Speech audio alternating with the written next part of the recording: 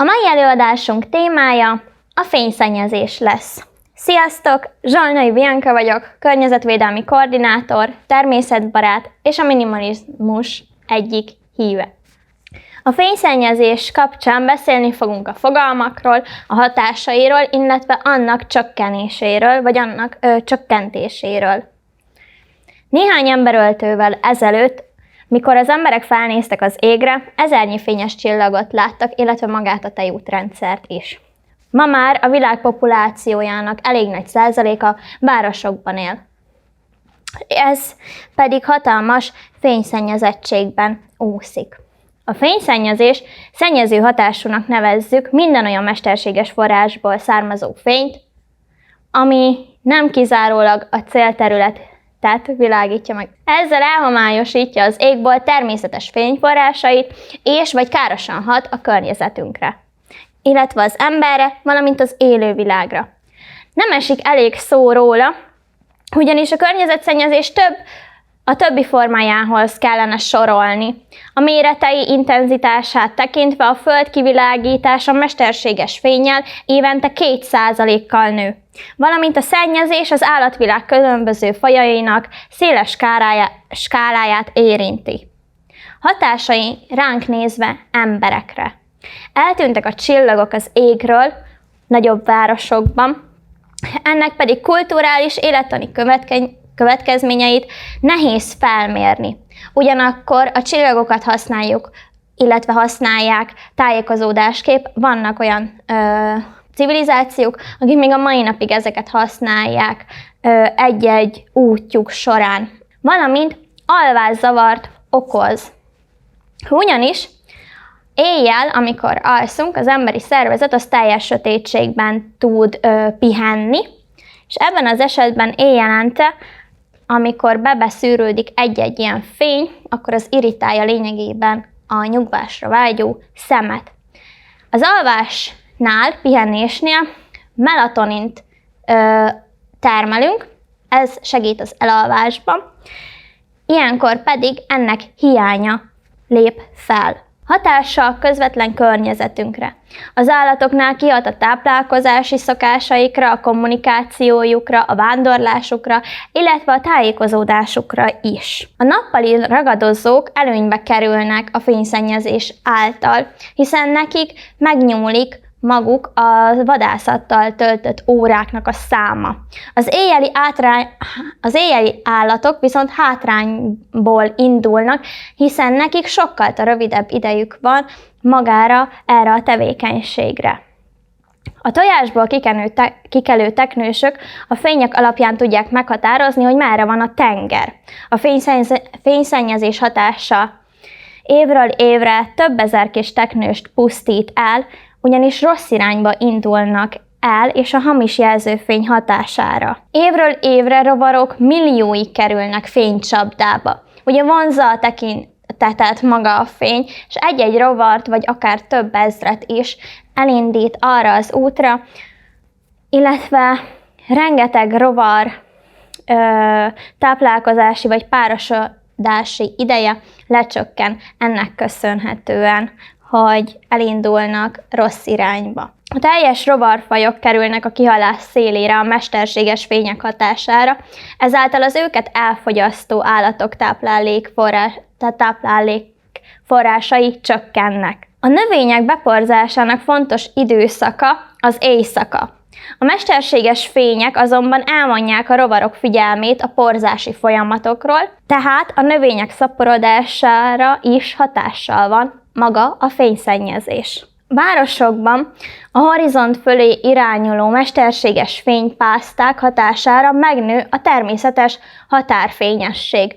Ugye itt is a képen is látható, hogy van egy hatalmas nagy sötétség, de minél távolabbra nézünk, még mindig látszódnak a házakból kiszűrődő fények. Az éjszakai vándormadarakat pontosan összességében ez a fényjelenség is összezavarja és eltéríti őket. Olyankor meg kell állniuk, hiszen bezavarodnak magában a vándorlás során, és nagyon sokszor kimerülnek, és lehetséges, hogy el is pusztulnak ezek a madarak. Ugyanakkor rengeteg energia, maga az éjszaka világító lámpáknak a sokasága. Magyarország térképén is jól látható, a 2021-es fényszennyezési térképen, hogy Budapesten, illetve a nagyobb városokban elég jelentőségteljes a fényszennyezés az országban. De szinte nincs olyan terület, ami ne lenne már most fénnyel szennyezve. Ugyanakkor a fényszennyezés manapság már teret kapott, és egyre inkább odafigyelünk erre, vagy magának hangot adtunk. Így Magyarországon csillagos égbolt parkokat létesítünk. 3 helyen található ilyen csillagos égbolt park, ez pedig a Zselicben, a Hortobágyon, illetve a Bükkben. És bármikor meglátogatható, ezek a nemzeti parkjainkban találhatóak. A Csillagos Égbolt Park a természetvédelmi oltalom alatt álló, az égbolt minősége, azaz az égitestek láthatósága a fényszennyezés mértéke szempontjából megfelel a szigorú szabályoknak, és nem utolsó sorban mindenki számára nyitott. Itt látható a Hortobágyi Nemzeti Parknak a Csillagos Égbolt Parkja. A fényforrás és a kedvezőtlen hatással érintett területek akár jelentős távolságra lehetnek egymástól, ugyanakkor ennek ellenére is távolabbra hatással vannak a különböző életterületekre.